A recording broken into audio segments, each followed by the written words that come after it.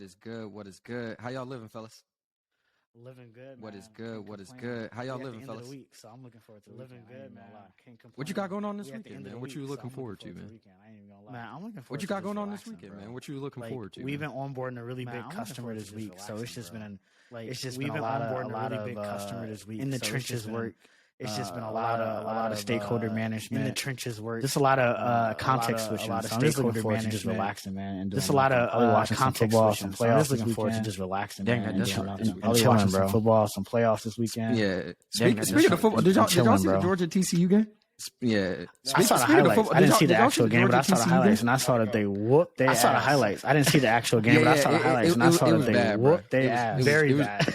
Yeah. Like, There was this clip that I saw bro. on It was TikTok. very It was bad. of like there was this clip that I saw. Basically, it was on a running TikTok, play, bro, of and it was by the goal line. basically it was a And running when I play. tell you, And it really really summarized up the And when I mentality tell of the Georgia you, Bulldogs. it really summarized because the receiver literally drove the corner through the back. It of was the end it was zone. wild The because tight the end receiver came around literally and drove the linebacker corner through like the back of the you end just saw zone. all The these tight like end came around TCU and drove football the players going through the linebackers, back like, of the end you zone. just saw all these. And I remember at the beginning of the TCU game, football the players coach going was through like, the "We're back of going the end hunting. zone. We're not." And I remember at the beginning of the game, the coach was like, I think "We're that's going a mentality. We're That I not was like, going to "Oh, be bro, I hunting." got to embrace that." Like, And I think that's a mentality. This is why they got that I was back-to-back like, "Oh, bro, I got to championships, man. embrace that." This is their Like, second. This is why they got back-to-back championships, championships, man. The last team to do it was like Alabama. Second champion. I I think think they're the Yeah, last. yeah. 2012. The last team to do it was like So it's been a Alabama, I minute. believe. So So like they just set a Yeah, new yeah. 2012. They just set a new record. So it's been a minute. So like they just set a new. They just set a new Yeah, record. man. So congrats to the Yeah, whole so team for that. I've been living Yeah, good. man. I've been living great. Yeah, so Life is I've been incredible. living good. I've been living great. I've been getting Life ready is to go to incredible. Mexico. I'm going with to my girlfriend. I've been getting ready to go to birthday Mexico. this weekend. So With my will girlfriend is we, going to be you know, her just birthday this no, weekend. So permanently will just we, like you Dre, know, I'm trying to just, relax you too. know, Permanently, you know, it's into been like Dre, I'm trying to relax we're not too. closing necessarily a big customer, You know, it's been right now, but we've had, we're not a bunch closing of necessarily a big conversations that customer we've started right now, but with we've a lot had of our a existing bunch of investors, and conversations some of that them we've have flown started out here with a a lot lot of our existing investors, and strategic, some of them have flown meetings out and here. a lot of product stuff, meetings and just a lot of but it's product good. stuff. Everything is good. I guess I would say all it's good. So Everything everything is is good. feel really great. I guess I would say what about you though, all Brian? in. Yeah, bro, I can't complain. I've Feel been really great. What about I you was though, I was Brian? telling Dre this earlier. Yeah, bro, I can't complain. As y'all know, I've been working on some. I was telling Dre this getting ready earlier to launch it. as y'all So know, I've been working we've got on into some, a few hands, getting ready starting to to just launch kick it. out some of the bugs. We've before got we into do a few larger hands, push, starting to just kick out some of the bugs before we do. I'm gonna add you to the email list so you can get the data as well. Because I think it's just going to be a good overall. I'm gonna add you to the email list so you can get the data as well. Because I think it's just going to be a good overall. It is in like, the AI space. experience, Just being and able just to kind learn of together. I think it'd be a valuable. It is in the experience. AI space. That's what I've been heads down on, man. Working, but speaking of AI, that's what I've been heads down on. I know y'all saw this crazy. Speaking of AI, man, over the past, I know y'all saw week, this crazy Microsoft investing over the past 10 billion. Microsoft. Do we have a link? Do we have a link for that first off? 10. So 10 billion. link. do we have a link? hold Do we on. have a link for that I first got off? you. So Let's get a link. But Yeah, brother, you hold didn't on. give us a choice. I got you. Let's get a link. I had to see it. You made brother, sure. you didn't give us a choice. You made sure we saw it. I had to see it. You made sure. You made sure we saw it. Did you see it? Yeah, that diagram. Pull up that diagram. That diagram is wild. Yeah, that diagram. Pull up that diagram. That diagram is wild. I was Trying to read it. Like, what's Brian on? I'm like wiping my eyes out. Trying to read it. Like, what's I Brian really on? did see it all. Hey, my fault, bro. I forgot to use those. I really did see it all. I was just starting my day. I was going on my walk. On I was Pacific just time. like, very Pacific, I was just man. starting my day too. I was going on my walk. I was just like, This this is very interesting. So before Very we get interesting. into the chart, So- cause Dre, I would love for you to break that down. So before And we so, get into the chart, cause Dre, I would love for you to break that down. Just some of the, And so, the important details to know about this.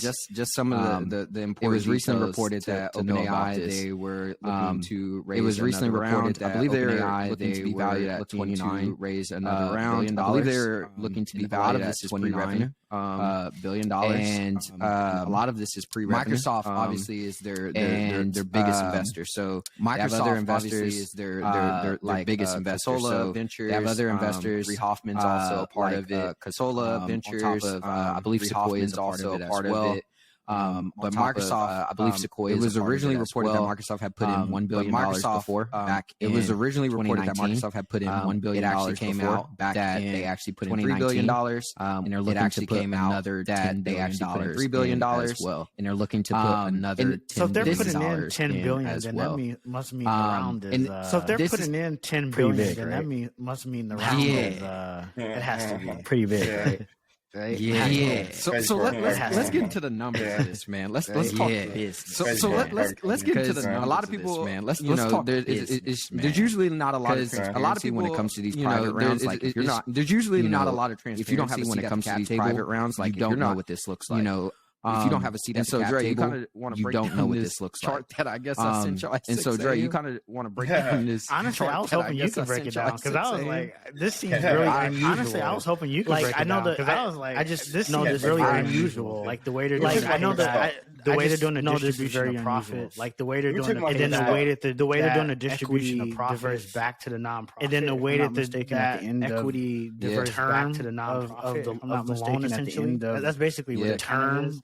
So yeah, I was hoping actually you might have. That's basically what it kind of is on how they. So yeah, I was hoping actually you might have. Yeah. And so I think one of the big important pieces. And so I think one of the big important pieces to know about OpenAI that. They essentially have a for-profit arm, but they also are pretty much governed by. They essentially have a for-profit arm, but they also are pretty much governed by. The unique thing about their nonprofit arm is they've set it up to have about this nonprofit arm. So essentially, they've set it up traditionally when you're participating in these VC rounds. So essentially, there's traditionally when the valuation in these VC rounds, like there's really no cap, and the valuation of go up continues to go up. But they've capped a lot of these investors. I've read to go up in some places they capped. They've cast a lot of 100 investors. I've read, in some places they cap their first round at 100x. In this round, they're looking to cap it off at based off like their first round and 20x. In this round, and so the way you can think of this is potentially Microsoft is putting in 10 billion. And so the way you can think of this multiple cap. Microsoft that means Microsoft can only at a 10x on multiple cap return of that means Microsoft can only which is still a lot of money on a return of about $100 billion, which is still a lot of money. They're pretty much seeing in this. But that should tell you like the upside that they're pretty much seeing. Things about this deal, as Dre was just talking about, in mind, the unique things about this deal, as Dre was just talking about, is, and I know, like Rodney got a lot of thoughts on this, and I definitely want to get his thoughts on this. Rodney got a lot of thoughts on this, and I definitely want to get his thoughts on this. Microsoft is actually taking 75% of Microsoft is actually going to be taking 75% to $13 billion every dollar given to pay back the $13 billion that they've given.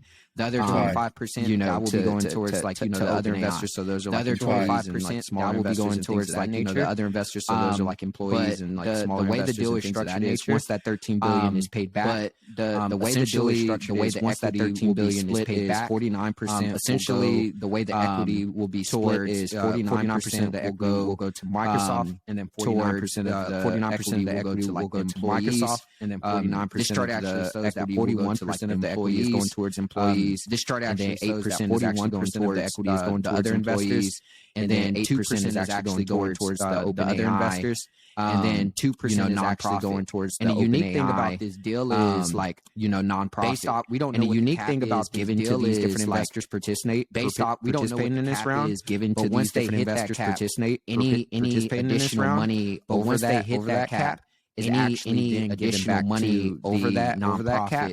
Is actually being given back to, say, for example, like Microsoft, therefore continue to hold on to that equity because there's really no return that they'll be generating. To continue to hold on to that equity because there's really no return that they'll be generating from. So this is a deal allowing other investors to get in. And I know it's caught a lot of this is a deal you traditionally don't people by surprise. And I know it's caught a lot of Twitter and people by surprise.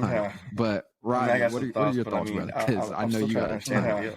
I got some thoughts, but I mean, there's a lot of like if and then there's a lot of like 75 this and that and then 30% this. I mean, 75 this and I do think that I mean 75% off like surface I do think that just too high. 75% off like surface look, but looks like just too high. Assuming that like they're saying like but after all the, assuming that they're saying all the expenses have been paid for after all it's from the profit. All the expenses have been paid for the after tax. Yeah, it's from the profit. When I see 75%, I'm like, well, what about that tax money? So when I see 75%, I'm like, well, what about that tax money? Like, we're on the same page.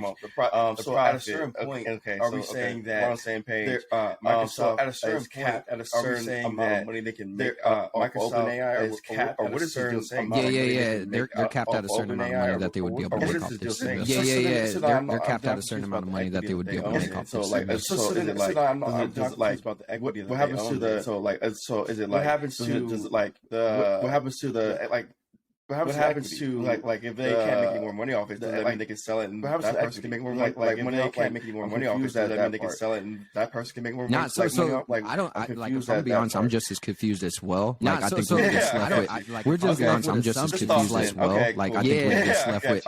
We're just left with assumptions. Like, okay, cool. Yeah. Who actually published? Do we actually know who published the information? Like OpenAI, who actually published? Do we actually know who published the information? Yeah, or OpenAI like publicly released some of the structure of this deal? No, so I think it was Bloomberg who first reported it. So I think it's basically saying I think based off documents that first reported it, and it's basically saying based off. And so I'm assuming there was some probably some documents, that people. And so I'm assuming there was some probably they didn't release any names or whatever to keep it confidential. That people potentially seen, but they didn't release any names or whatever to keep it confidential. AdBlock Pro? Understood. Hey, man. You don't have what's going on, AdBlock Pro? No, I got you, man. Hey, man. That's not what's going on, bro. Some sites are making you disabled. They do, but you got some sites are making you disabled. They do, but you got to at least have that. I'm like, oh, shit, it's the ads over here. No, I'm not gonna lie, it threw me off when I saw that. I was like, what the noise was that? No, I'm not gonna lie, it threw me off when I saw that. I was like, what the noise was that? I was like, outside of that, so outside of that, so I guess I would say, like, I guess we'll have to have more details around the deal. It does seem confusing. I mean, I guess we'll have to have more details around the deal. It does seem confusing. I mean, first glance, it does just with the way the deal is structured. I don't see how Microsoft, and also with the way the deal is structured, kind of what we alluded to in the last podcast. Also, like, at the end of the day, kind of what we alluded to in the last podcast. Integrated into a lot of Microsoft products. They're going to be integrated into a lot of, especially with enterprise and Microsoft, and also probably government. Especially with the enterprise, and also probably government. I'm assuming government. They all definitely know the education sector, the Office suite. They all use Microsoft AI, OpenAI, the Office suite. Like, I guess so. Aligning with them is interesting. AI, OpenAI, putting like aligning with them is interesting. So I guess like to the deal itself doesn't. So I guess like the deal itself doesn't mean much to me. What I would say was I definitely didn't. The deal itself doesn't mean much to me. What I would say I definitely didn't know that. Like I think it said they were spending $500 million in the last year or something like that. Yeah, they lost $508 million in the last year. I'm not gonna lie, I didn't. Yeah, they lost $508 million like that. I'm not gonna lie, I didn't know they were spending hundreds of millions of dollars, spending money like that. And I didn't. Do we know where most of those costs are coming from? Probably like on the server side. And where do you know where most of those costs? I'm guessing that's what probably it is. Like on the server. That's probably computing. I'm guessing discount. That's probably and that's probably what the Microsoft $500 million for the year. I'll try $500 million for the year. $500 million for the year. I'll try $500 million for the year. That's still a lot. 20% off though. Yeah, it's a lot. That's still a lot. But like, it's a ton. I wonder what they're playing like the early employees now, because I mean, they don't want to. I wonder what they're playing. They don't want to lose early employees now, because I mean, they said they don't want to look like. They don't want to cite. I think they're going to allow them to cash out.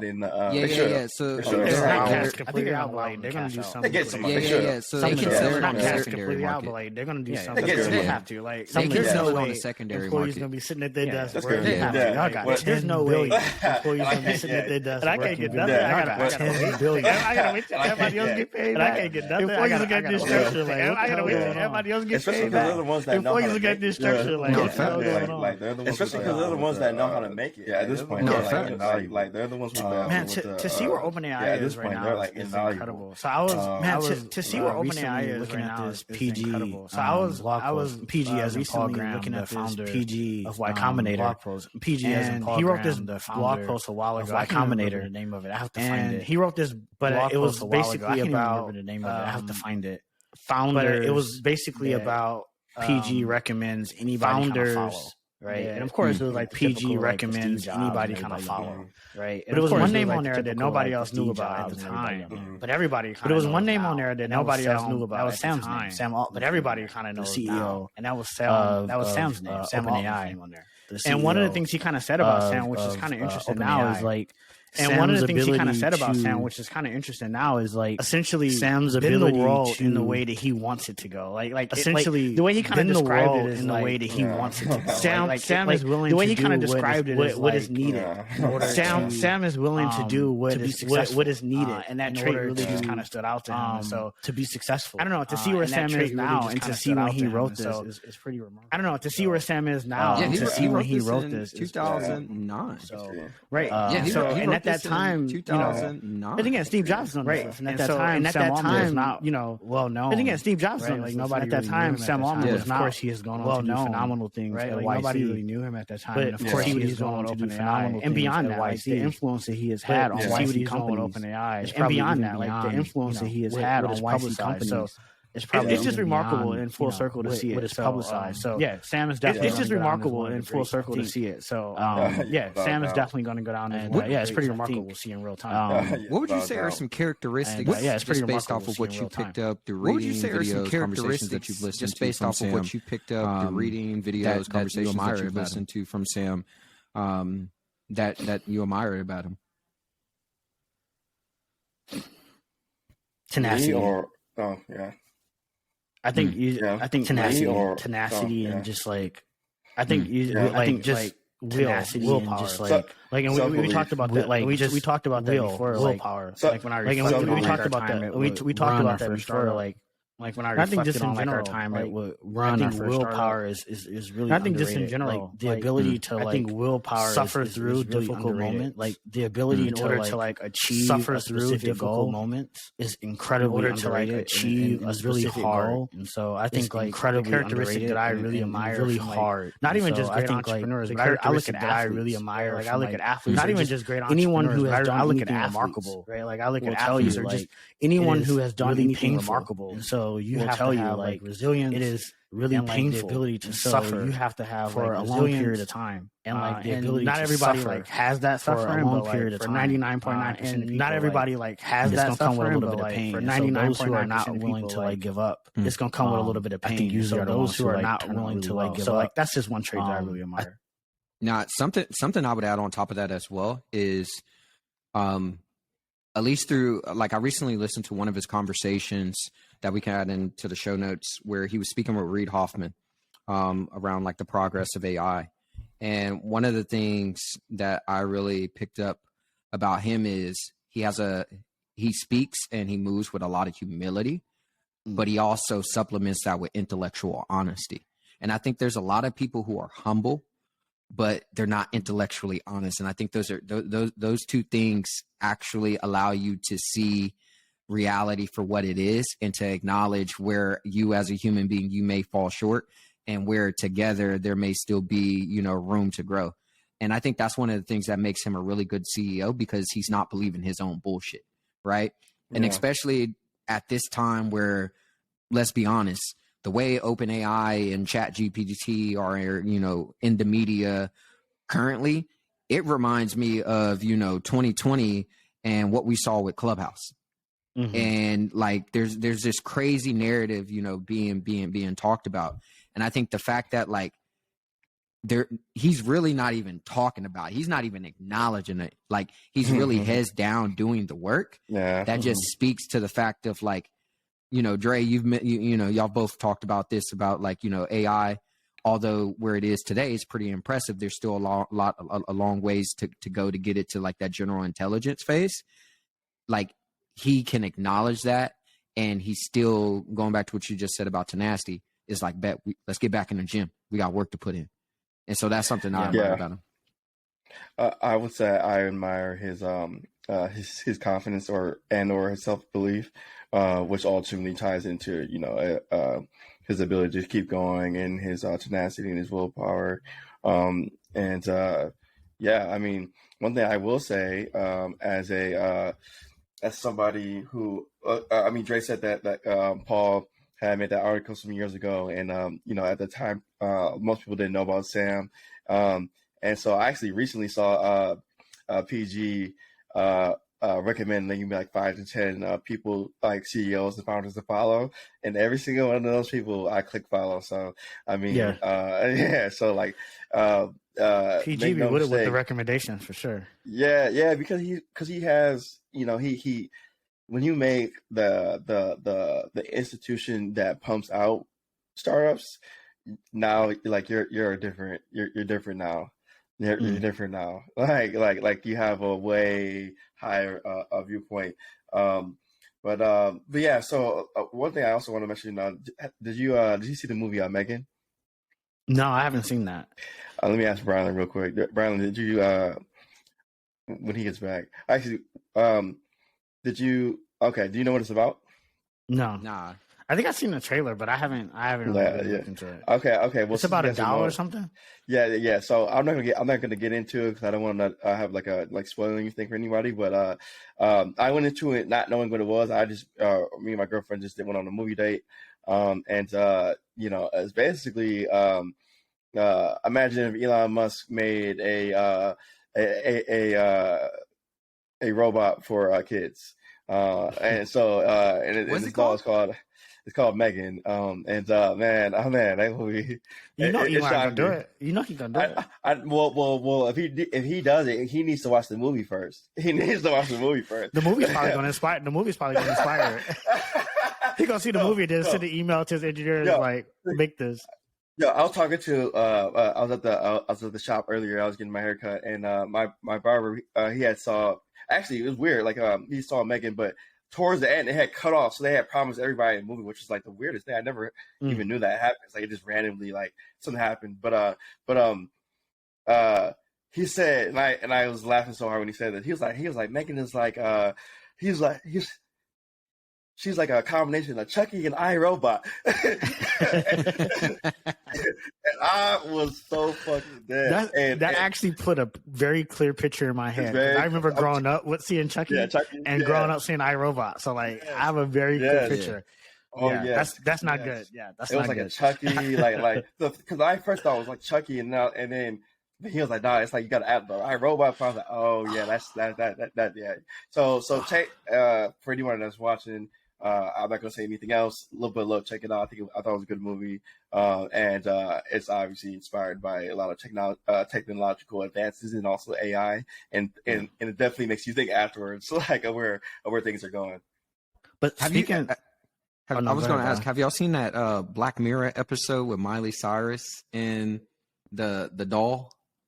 It's been so long, probably.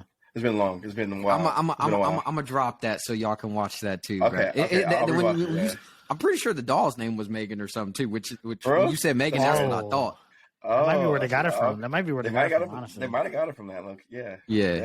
It's just crazy to think that people have been thinking this way and it's here.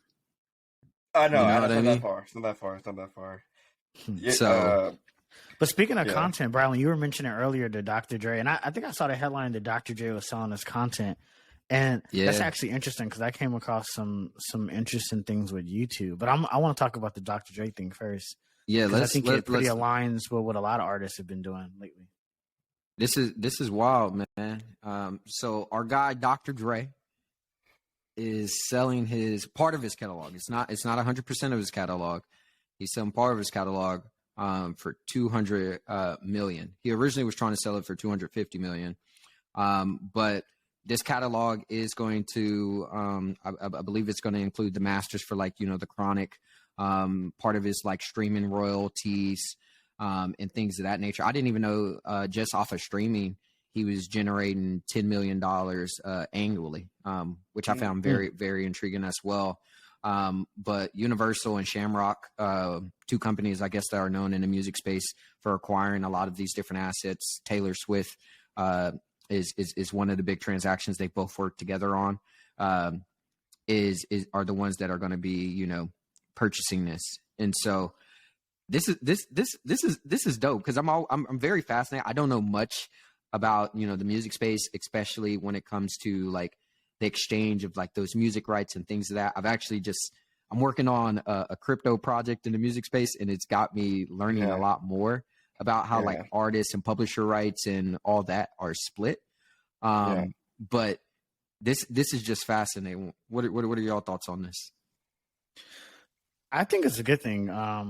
I've been seeing some artists, like I think Justin Bieber, I don't know if it was recent, but I saw a headline. It might have not been recent, but a lot of artists have been selling, who have a pretty nice back catalog, have been selling the rights to it, which I think is a good thing, because I think what it does, at least for them in a way that I would think they probably are thinking about it, is it provides liquidity for today that enables them to invest in future projects going forward. And these are artists, so they're going to continue to create.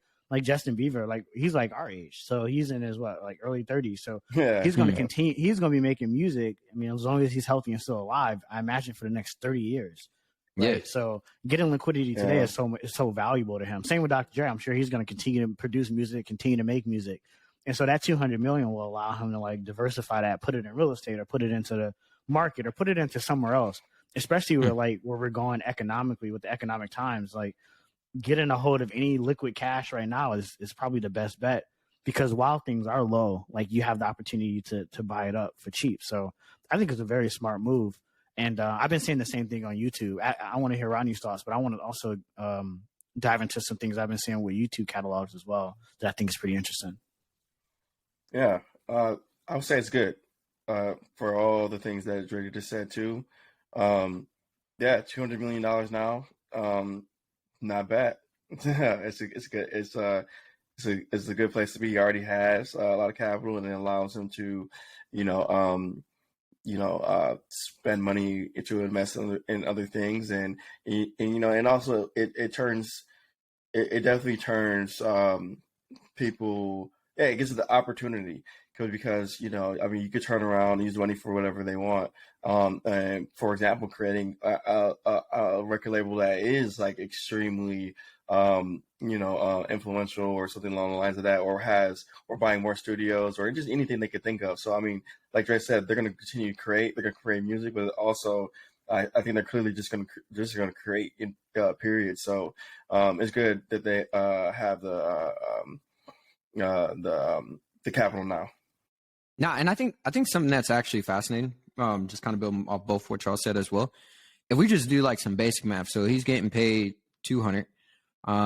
He was making $10 million annually. That means to even get $200 million, he needed to be there for 20 plus years. And thinking about like where streaming is going. I mean, we all know that there's a lot of conversations around, artists not being paid relatively well when it comes to like, streaming. It wouldn't surprise me that like, especially as, generations, start to grow old, and, new generations start to, change their music taste and things of that nature, that streaming revenues could potentially start to go down because artists are being paid less, on top of the fact that like you're just getting less streams because, you got younger generations. Right. And so it just seems like a smart economic play. And I'm just curious how like when these labels do purchase these assets, like how do they think about like recouping it? Because I'm sure it's not only, let's continue to just let the Spotify and Apple Music streams come. Are there are there performance royalties and things of that nature? They definitely have a plan. So they take it and they license it into other media properties. So they might put it into video games. They may license it into restaurants commercially, into movies, TV shows. There's so many other properties out there that may not that current asset may not be hitting, where the investors see potential in it. Think about it like today, like there's certain music that are just like, at least in all cultures, right? But I'm gonna specifically speak to the Black culture, right? There's specific music in our culture that like what came out in the 80s that's still relevant now that even we know. You know what I'm saying? Yeah. Even if we hear, we're like, we still know that. So think about like who owns that piece of music that's been getting paid the royalties from that piece of music since the 80s. So, I think these companies have to take that long-term view. And so it's not just about the 20 years, but it's like 30 years, 40 years. Music is still relevant, right? It's the one, I think, media property I mean, movies too, but I still think music is like the one media property that just transcends ages and transcends audience, language. I mean, you gotta I've been in a lot of countries, and like you still hear American music and American and English, but some people listening to it may not even understand English, but they still dancing to it. So that's just how crazy and deeply penetrating music can be. Are y'all familiar with ASCAP and BMI? No, I'm not. So, Brad, let me tell you how these things work. They're crazy. Because like I said, I'm working on this crypto project, so I've been learning a lot about it. Did you say ASCAP? ASS? Is that what you said? It's something like that. It's ASCAP, ASCAP. Okay. And so, I got you. And so, I don't know about that name, that brand name. Right, I know. That didn't sound right. So, go ahead. Yeah, so ASCAP is essentially they're not much different, and they're essentially, so ASCAP and BMI, they hold monopolies when it comes to publishing and royalties. And so every artist, if you want to get paid like streaming royalties or performance royalties, and so like off your music being played in restaurants and things of that nature, you have to register with ASCAP or BMI, and you have to register every single song before it's distributed. And essentially, they are where you keep track of artist ownership and publisher ownerships as well, right? Producer ownership. And the intriguing thing about this, as I've started to dive more into it, is there's close to $10 billion that is literally just goes into a black box that basically is just the royalties that can't be collected by these artists because either one, they entered their information wrong, or two, their total ownership didn't equal up to 100%. So maybe it's less than 100%, or maybe they made a mistake and they said their ownership is more than 100%. And so because of that mistake, they don't know what to do with the money. So they just put it into the black box. And then what they do is, based off of their market share, they split that $10 billion at the end of the year. Well, they split it with their what? No, they split it amongst between ASCAP and BMI. Wow. That's a good business to be in, it seems like. It's like a good business to be in. They're capitalizing off of people's mistakes. Yeah. I mean, that's kind of what we're doing too over at my company, but I ain't gonna talk about that too much, We ain't gonna talk about that too much. But the arbitrage. Hey, there's always arbitrage in the marketplace. But no, that's actually pretty interesting. So they're based. Wow. So they're the middleman in the market that they, for whatever reason, they got these partnerships, and so like everybody has to go through them. Yeah. So literally, they're responsible for tracking royalties.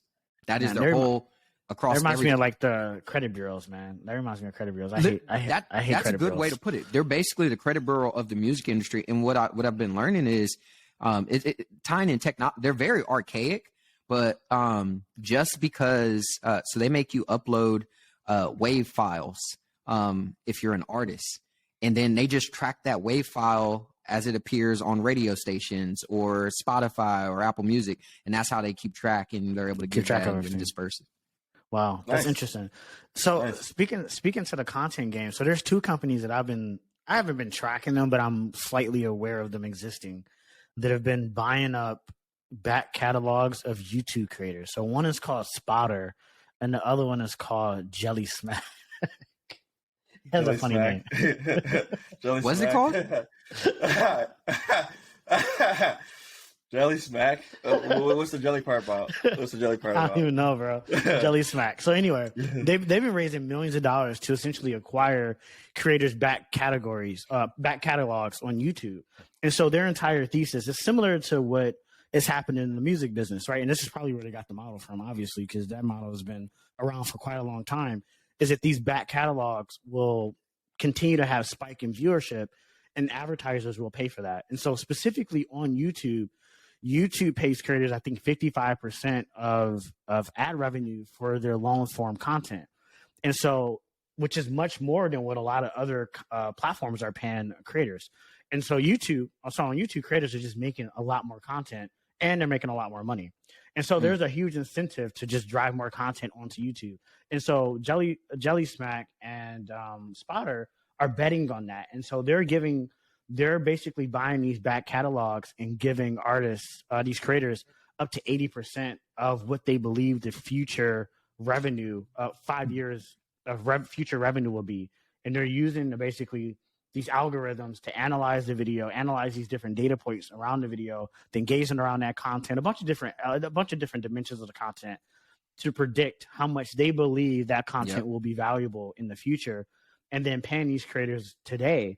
And so that is enabling creators to take that money and invest it in more content. And so it just creates this flywheel where creators are getting money from investors and then creating more content, which is helping fuel the investors' returns in the future.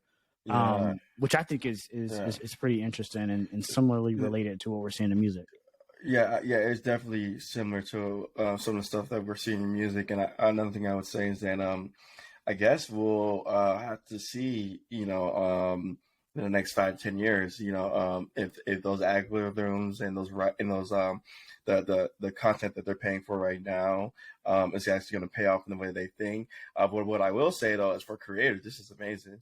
No, it is. For creators, it's always amazing when you're able to to be able to have the option to get liquid money in hand right now.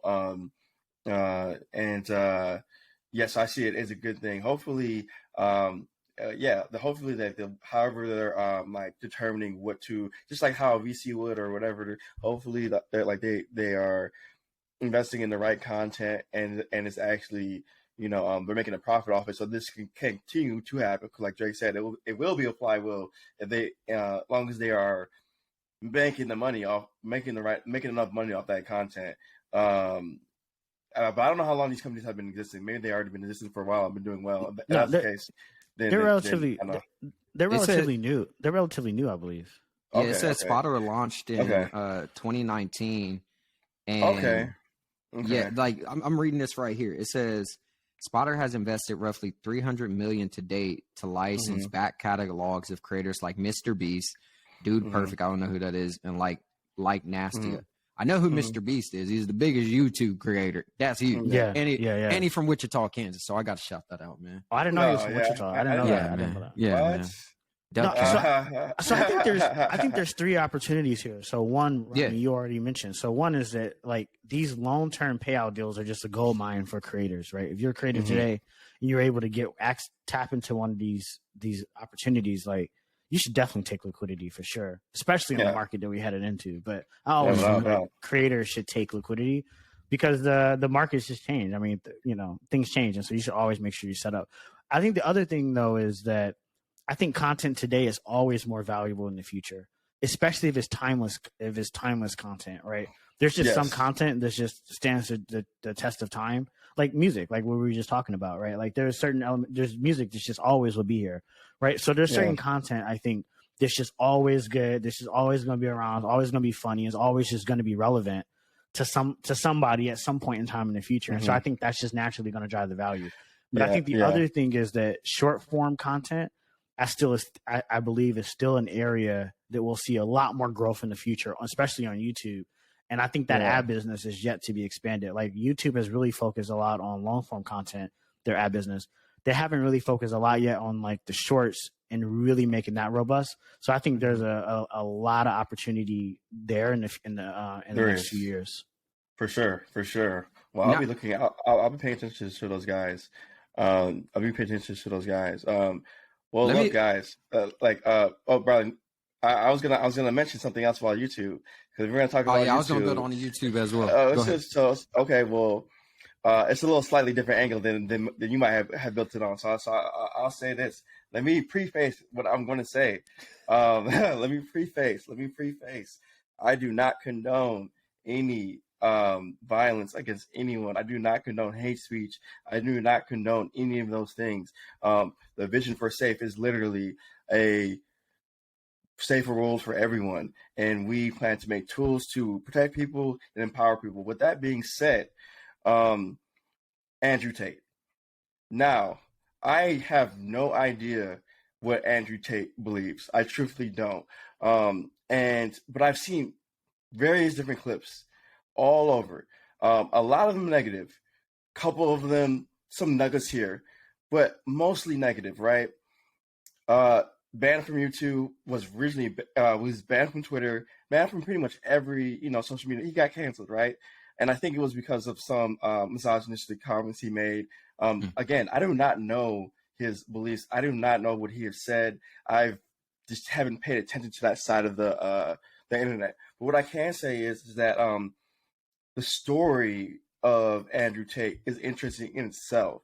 Not the beliefs of Andrew Tate and not of anything he's actually pushing, especially if the narrative around, I guess, guiding young men in the wrong direction is true. I don't know enough. Now, what I will say is, one, it's interesting that Elon is back on Twitter. He is back on Twitter? Yeah, he's back on Twitter. He might be gone soon. I don't know. I mean, like he is back on Twitter. And then also, but he's not on YouTube or on most platforms. But looking into this guy, and the reason I looked into this guy, I was telling you guys earlier, as I was talking, someone that I know very well was like, you've been getting very, very good at, telling stories and being able to speak very clearly and well. And it was like, it reminds me of this guy, Andrew Tate. And I was like, I kind of was taken aback by it because, like, in my mind, Andrew Tate's a certain type of, I don't know who this guy is, but I've seen a lot of static and he's been, banned in a lot of places. At the same time, he's also gone through those same things. People that we know and have seen him for a while have too. And so I decided, I was like, you know what does he mean by, and he was like, no, like, I don't think you believe anything that he believes or anything like that. But he's like, the communication style, the clearness of it, the directness of it, or the authenticity of it.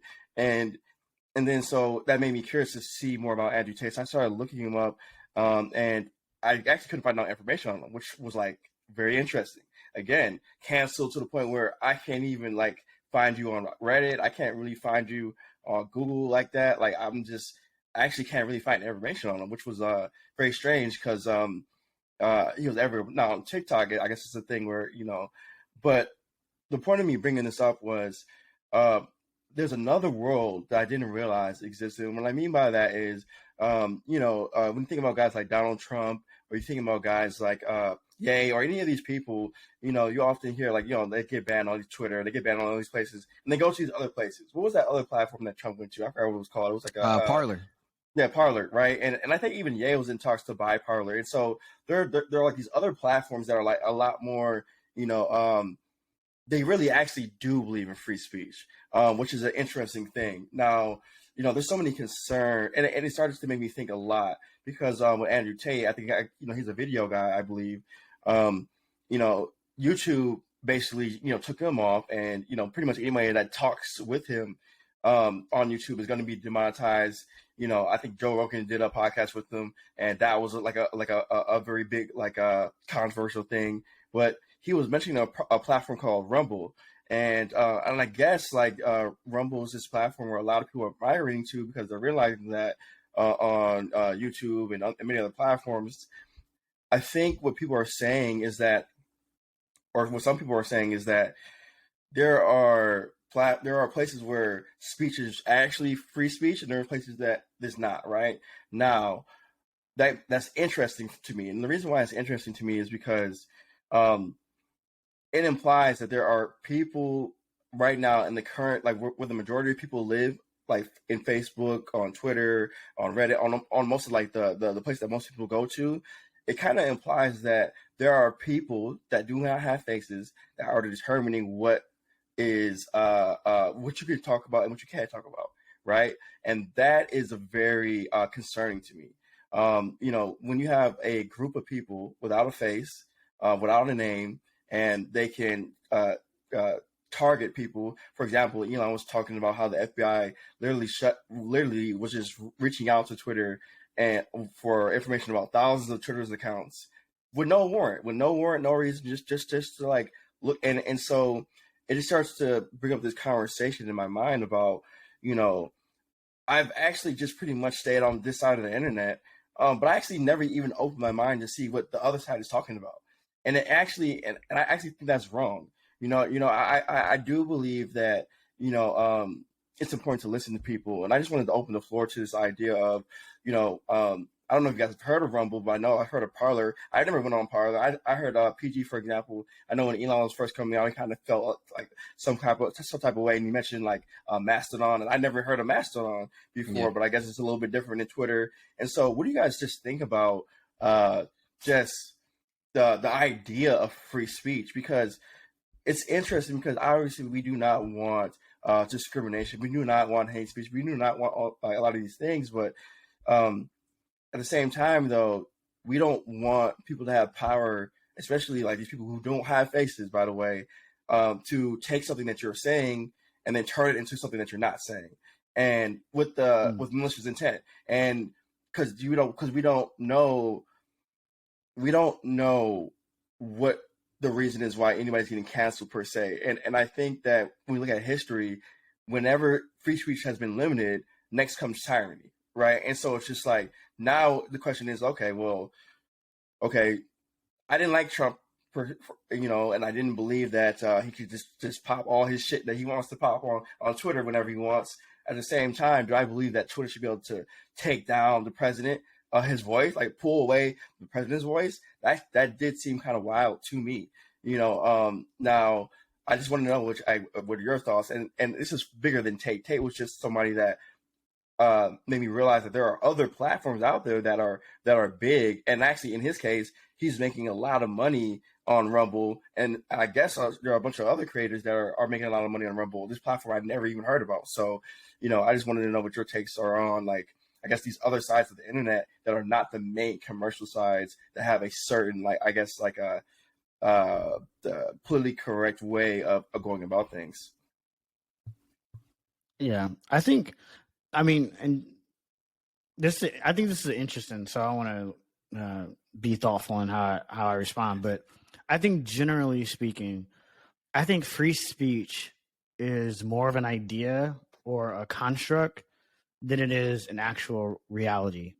Yes. I think today, like, it's been so amplified in today's culture about like speech and free speech, but and censorship. But the reality is, I think we've always been censored. Like, America has always censored its citizenship. We are all censored all the time by information. And so this idea of free speech and censorship and all of that, I really think is really like a Western, and when I say Western, I mean like a Western American like ideology, right? Because I think like it's one of the things that makes America America, right? Like, if you ask anybody not from America what makes America, is like, oh, it's free speech, and like they'll tell you all these like good things that we have here in America that are great ideas in theory, but in practice, these things don't really exist, right? Like they don't really exist. What it is that yes, they don't exist, but it's also just difficult to draw the line. Because, for example, we imagine like the power of somebody to turn off your voice is like that's a big power. And so like, how much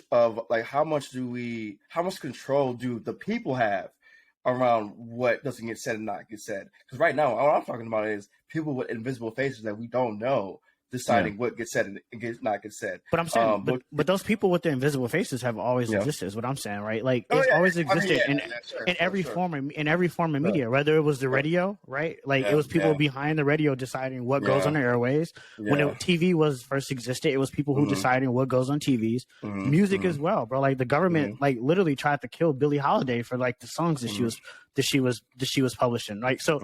It's always been like that way. Yeah, I agree with you. It shouldn't be that way. And I think like the people, we do hold a lot of power. But again, when you have institutions that kind of own the mediums that we're using in order to distribute this content, then no, we don't have a lot of power. We can say what we want, but Elon owns Twitter, and so it always baffles me when people like question like the decisions he made. It's like, he owns the company. Like, it's a private entity, it's not a public company. It is literally a private company. So we should be thankful that he's even collecting any outside thought, because he doesn't have to. It's literally a private company. You know what I'm saying? I just think like if it wasn't a social network, the public probably wouldn't be so close to the Twitter, to the to what's happening with Twitter, but it is. So obviously that causes that. Well, now it begs the question for me in my mind.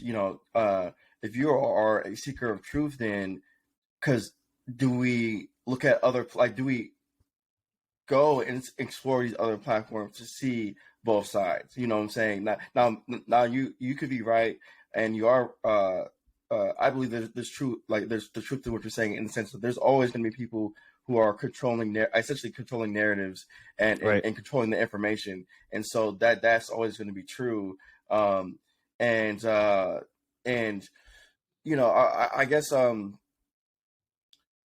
what I'm wondering now though is my next thought is me as somebody who believes I'm a seeker of truth. If I'm just only solely existing on this place where certain views, where I don't know the criteria of what is allowed to be talked about, what's not allowed to be talked about, and I'm only on those spaces, then I'm kind of choosing to be ignorant to other perspectives. Now I don't have to agree with anybody's perspective, but I do think that I should be aware of other perspectives. Just for example, how actually, for example, women should be aware that there are men that are dangerous out there. They should be aware that men have dangerous perspectives. I think we can protect. We should also need to protect women from those things, but they should be aware that those perspectives exist. Or even, for example, Black people, we should be aware that of the racist perspective. We should be able to see what that is. Should we allow racism? No, we should not. But should we understand the perspective of it and try and not? And when I say understand, I want the listeners to understand, for me to be clear to the listeners. Understand doesn't mean accepting. Understanding is meaning this is how these people think. This is how they think. I don't have to agree with what they think, but this is how they think. And so, because I see a lot of interesting things, and also too, it begs the question. For example, I saw this 13-year-old boy got killed by this guy. I forgot what state it was. And he was what's it called? He was stealing. He was stealing late night in a car or something like that. And this guy just came out at night and just killed him. Now, I don't believe the guy knew that he was a kid. I don't believe he knew, and it's a sad story. But I remember I'm in the comments. I'm not gonna lie. I got, how I get engaged with certain the replies. I try I'm sure we all try not to do that, but every now and then we get a little engaged. And there are people that really believe that, at the end of the day, and by the way, just take race out of it, because from my perspective, I just said this is just a 13-year-old kid, right? This is a 13-year-old kid. He doesn't know anything, and he steals out of a car and he gets killed, right? Somebody simply saying that kid doesn't deserve to be killed should be irrefutable. But actually, there are so many people. I was actually really surprised to see that there are so many people that believe, and it's a million different reasons that people come up with. But essentially, you shouldn't steal, you shouldn't do that. If you steal or you commit a crime, you're the worst person on the earth. All these different things, right? And it makes me think that these are just ways to justify hate. These are just ways to justify hate.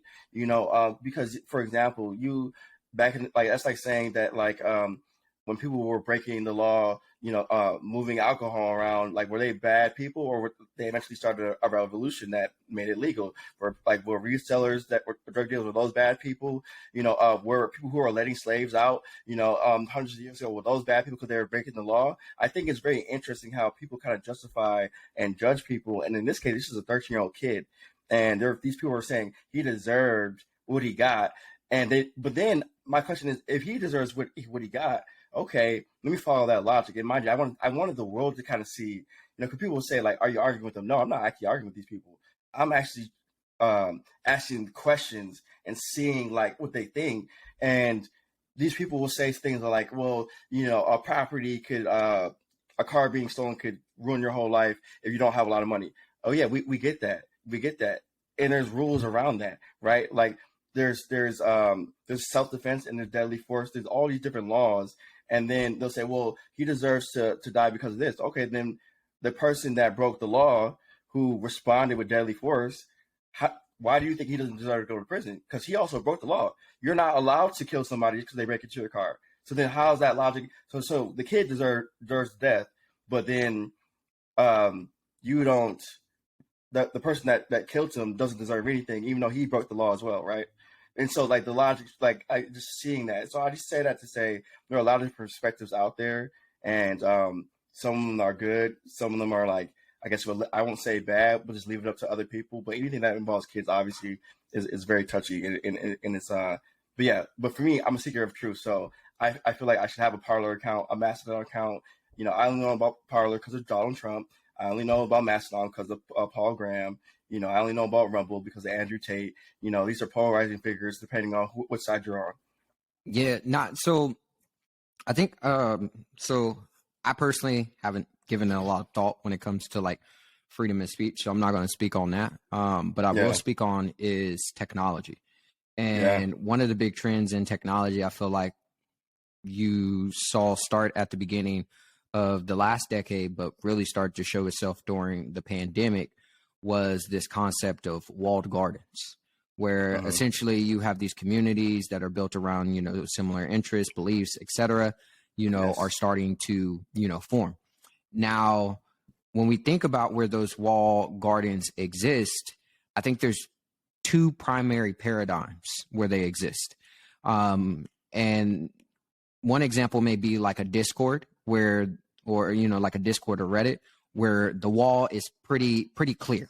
Like you're like when you're in a Discord, like, you know, server, you know what Discord server you're in. When you're in a, you know, a subreddit, you know what subreddit you're in. Versus there are places like Twitter where the walls are invisible. Yes. Right. Yes. Good point. And good point. They're controlled. They're controlled by folks that we don't know, these algorithms and things of that nature. That's true. A wall still exists.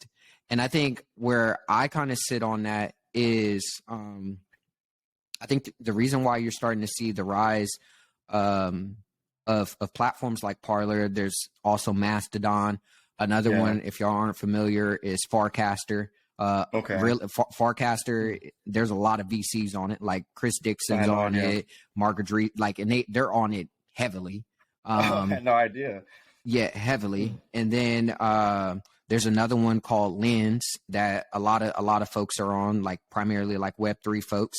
Like I keep going on, but initially a lot of those communities started on Twitter. But when there was some type of disagreement, or, you know, the wall was separated, or something got over the wall that wasn't supposed to, they were like, cool, we got to put it up. I noticed that. Like, even Reddit is the same way. Like, and like you said, Reddit is easier to know where the wall is because every community has their own guidelines and rules. And for the most part, like, Reddit just stays out of it. Now, unless it gets too crazy, Reddit, for the most part, corporate Reddit stays out of, like, community's business, right? But when Reddit steps in and they have to be like, oh, hold on, we ain't going, then those communities, they go somewhere else and they create a whole new world, you know? And it's like, it's interesting. I'm not gonna lie, it's interesting. I'm gonna drop a podcast. There's a podcast from the CEO of Mighty Networks, and Mighty Networks is they're doing millions of dollars in revenue. I think they're probably close to valued at $1 billion company now. But essentially, Mighty Networks, they provide out of the box solution for you to own your community. And she talked about how she started to see, you know, this huge trend of these micro communities starting to pop up, not only because of the creator economy, but because of those type of issues that are, you know, polarizing and appearing on Twitter. I don't think it's a coincidence that you've seen the rise of Discord. I don't think it's a coincidence that you've seen, I would call the revival of Reddit. Like Reddit, it's been a thing, but it's a thing now. You know what I mean? Yeah. And I think when we talk about like social media and where communities are going to exist, in the United States, you're about to see a lot of communities start to migrate. And I think it's so they can have a lot more control. And I think it's actually smart from a platform. This is one thing I will say on freedom of speech. I think it's smart from a platform standpoint, because you then, by taking a Reddit or Discord approach, you basically allow the community to decide what freedom of speech looks like, rather than Twitter having to decide it for the whole platform where there's these diverse of perspectives. Yeah. Twitter tries to Twitter is like it's just so many people on it. But doesn't Reddit but Reddit does decide that at the platform level too, though, right? Like it's not at the same degree. Not as much as like not Twitter. The same, not the same degree. They don't set the same. They don't set the same content moderation policy, but they still are setting like a. They're still like pretty much like. They're still filtering though. Like they're still a line. You can't just you can't go over the line. You can't go over the line. Once you go over the line at Reddit, like this is what happens on Reddit. The Reddit either gets outright banned, which is like they're like, okay, this is unacceptable, or they quarantine it. And those are the two states that I've seen subreddits go. They're either outright banned or quarantine. And when they're outright banned, people just, they make the new platform. When they're quarantined, people do make a new platform, but they don't make it right away. And what quarantine basically does is, whenever somebody goes to that community, it warns the user, like, hey, this is a quarantine place. Some of these views here might be a certain way. Now, what I think about the quarantine is, I understand I understand the concept, but it does kind of make it seem like there's a judgment on the community. And I don't know if you're willing to still allow people to see the content, I don't know if you should call that community quarantine. If you're still allowing, like, if the content is still within the bounds of you guys being able to, like, people being able to view it, then I don't know if quarantine is the right word, because it kind of like puts a label on a group of people that have built up a community. Now, mind you, though, I'm not saying that I believe with any of the beliefs, but if they're not bad enough to get off the platform, then I don't know if you should necessarily be calling them almost like stay away from these people. Stay away from these people. Don't listen to these people, or the warning, like, oh, just so you know, these people might be a certain way. I don't know if that's the right way, but like Dre said, they are doing it too, just not to the extent of Twitter.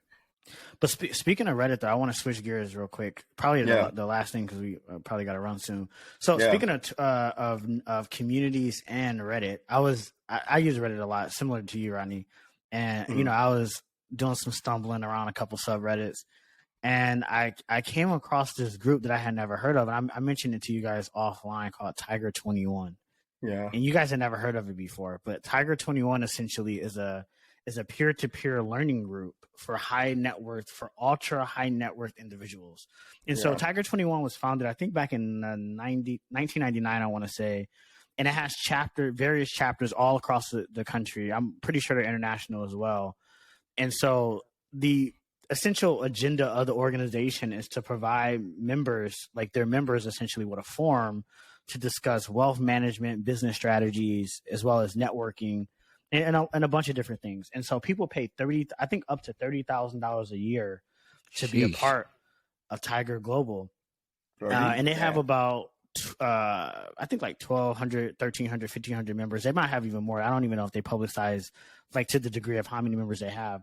But I mean, they're doing over $50 million in revenue just in membership fees. Dre, listen to this number, brother. They said amongst our members, we harness the power and intellect over 135 billion in collective personal assets. Yes. That was the last thing I was going to get to. The network, the high net worth individuals are managing a lot of capital, and part of the requirements, right, when you come into the group, is you have to reveal your portfolio, right? So if you want to be a member, you're paying $30,000, but you have to give access to your portfolio. So think about that, right? Think about it. If you're worth $5 billion and you're like, all right, let me check out this thing, I'm gonna come into this thing. You got a $5 billion portfolio. And then the other guy, maybe he's worth $100 million. He's still in there. Now the guy that's worth $100 million gets to see what the $5 billion guy is looking like. And then the $5 billion guy probably gets to see what the $20 billion guy looking like. Like, it's crazy how these network groups operate. And so I was on Reddit. I just want to read this comment real quick. This comment is super interesting, right? So, like, one of the guys was asking, like, is Tiger 21 worth it? Like, is it worth the hype? Like, is it, is it actually worth it? Here's his comment verbatim. He's like, I made a few comments about Tiger Globe, about Tiger 21, but I wanted to make a separate response for this. He was like, I'm a member and I recommend it to other high net worth, ultra net worth individuals. He was like, here's why. I do really well in business in a really big market where there's a lot of tailwinds, but I've spent decades creating these relationships across various markets. And I know that the value of these relationships is limited and subject to the market forces and changes of the guard. Meaning, like, this person has built these relationships with people that if they change leadership or change hands, like, the relationships are kind of gone, right? Like, you know, so they don't, you know, they may not stand the test of time, essentially. And he was like, what Tiger 21 does is, he was like, it connects me with people with assets and resources that I can plug my relationships and expertise into and return opportunities to me to diversify my wealth creation and preservation while they have value. He was like, so my prospective group, so each group, they have like groups all over the country. The group that he's in, he said the market cap of his group is close to $10 billion. So just the people, whatever city he's in, just the people in his group have a net worth of 10 billion. And he was like, they meet every single month. He was like, every month I meet with a group of friends, and you know, we share each other relationships and we give each other advice. He was like, we are people right now who can take down, you know, $5 million in a capital raise in 1 hour if we need to, and walk the new company into revenue streams and customers that they didn't think they could ever have access to. And he was like, if the deal really gets really awesome, he was like, we can just pull in 2 or 3 regional groups that might take down a $30 million deal. And now we can literally get 30 to 50, high value players all pulling together to get this company going. He was like, they can instantly plug a company and get them going with advisors, wealth, knowledge, expertise, and everything. Basically, he was like, I highly recommend it. It's a great deal. And that just got me thinking, like, such an advantage that wealthy people have.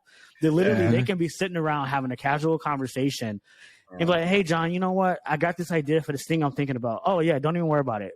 In 1 hour, they can raise $5 million, have that company funded, have that company already have customers, and have that company literally have a structure and an executive team in like a weekend. And so it's just the power of networks. And so it's just crazy eye-opening getting like a backseat view into like how like these wealthy people kind of spend their time and how they think about networking.